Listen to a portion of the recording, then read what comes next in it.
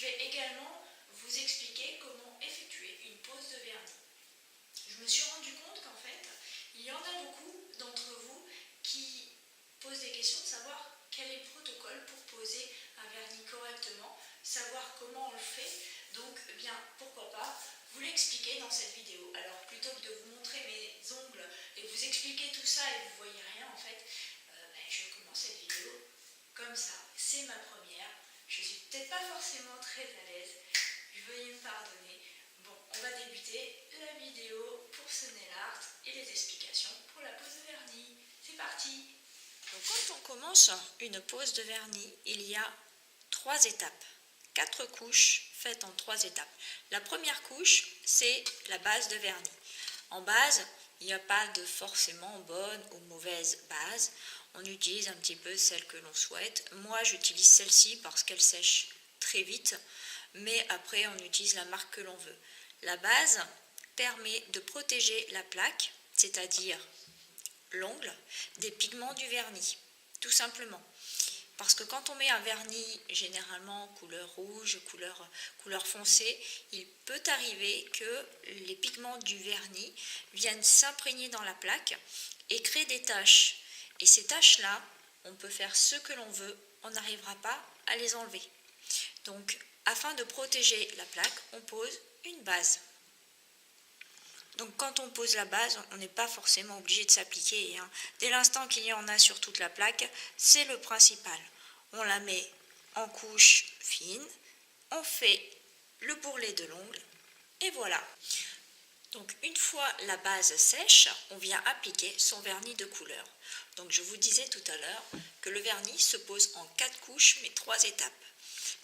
Parce que le vernis de couleur en fait se pose en 2 couches, une fine et une un petit peu plus épaisse. Donc quand on vient poser sa première couche, on met le pinceau à peu près par ici pour déposer la matière qu'on va ensuite pousser sur le bord des cuticules. Et on vient ensuite finir sa traînée avec le pinceau. Et voilà. La première couche est finie, on termine avec le bord libre. Donc pour prendre le vernis, petit truc pour ne pas en mettre partout. Quand on prend le pinceau, on ne le sort pas directement comme ça. Parce que là, il y a du vernis sur toutes les faces du pinceau. Et c'est la meilleure façon, en fait, de s'en mettre partout. Donc quand on prend le vernis, qu'on sort le pinceau, on vient racler une des faces du pinceau. Pour ne garder, en fait, que sur un seul côté.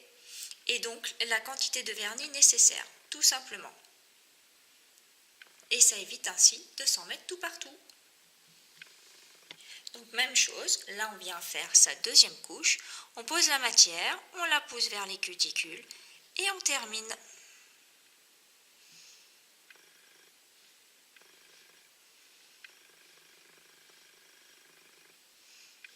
Et voilà, donc la couche de couleur est terminée.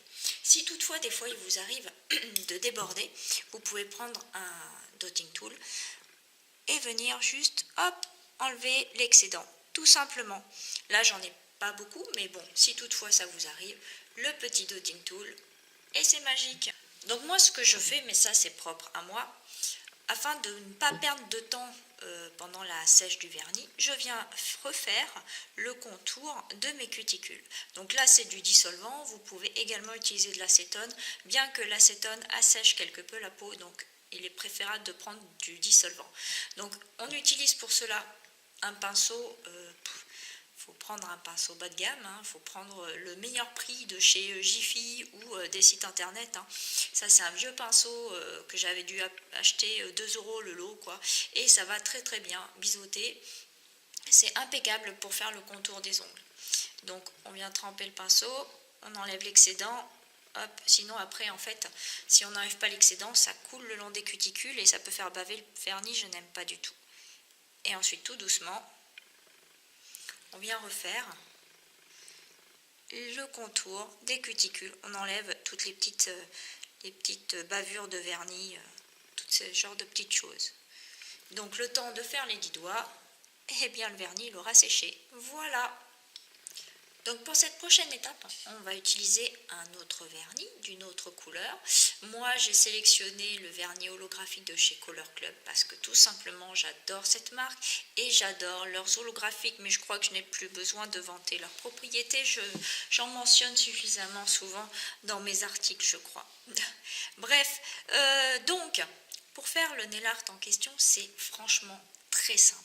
Il suffit simplement de bien essuyer son pinceau. Vous voyez, il n'y a quasiment pas de vernis dessus. Alors là, j'ai juste fini mon ongle, donc on retrempe juste un petit chouïa. Hop, on essuie pour garder que très très peu de matière.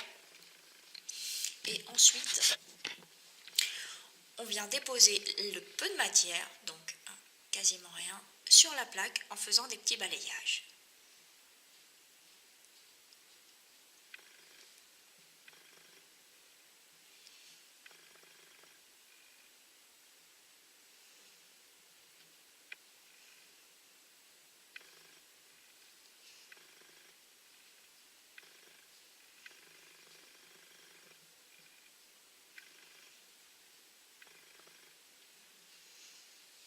Et voilà, le nail art est fini. Et donc voici la troisième étape d'une pose de vernis, c'est-à-dire le top coat. Le top coat a la propriété d'être un vernis qui est plus résistant qu'un vernis de couleur, car le vernis de couleur ne fait pas office de top coat. Le vernis de couleur, c'est un peu comme dans les peintures. La peinture de couleur, c'est juste pour amener les pigments de couleur. En revanche, il n'est pas là pour tenir dans le temps. Ce qui va faire tenir dans le temps, c'est le top coat appliqué à l'issue. Donc là par contre il y a différents types de top coat. À vous de les tester, de trouver ceux qui vous correspondent le mieux, ceux qui ont les meilleures propriétés pour vous. Moi personnellement j'aime beaucoup cette marque là, déjà parce que bon on la trouve facilement en supermarché, mais également parce qu'elle regroupe toutes les propriétés que je recherche, à savoir le pinceau est très pratique à utiliser, il s'applique très facilement, il sèche très vite et il tient très bien. Donc pour moi, c'est celui que je préfère. Après, j'en ai d'autres de la marque Kiko, Color Club, OPI. Donc celui-ci, c'est le OPI, celui que je vais utiliser ce soir. Il y a ensuite Top Coat Matte. Ça, c'est pour avoir un effet mat que j'aime beaucoup quand on veut en fait faire différents types de vernis. On peut utiliser le même vernis couleur, mais en fonction du top coat que l'on va appliquer, brillant comme celui-ci ou mat, l'effet ne sera pas le même. Donc ça peut faire des effets franchement sympas. J'ai ce top coat là que je n'utilise pas très souvent parce que je n'aime pas le côté jaune. En fait, ça c'est un top coat qui est parfumé.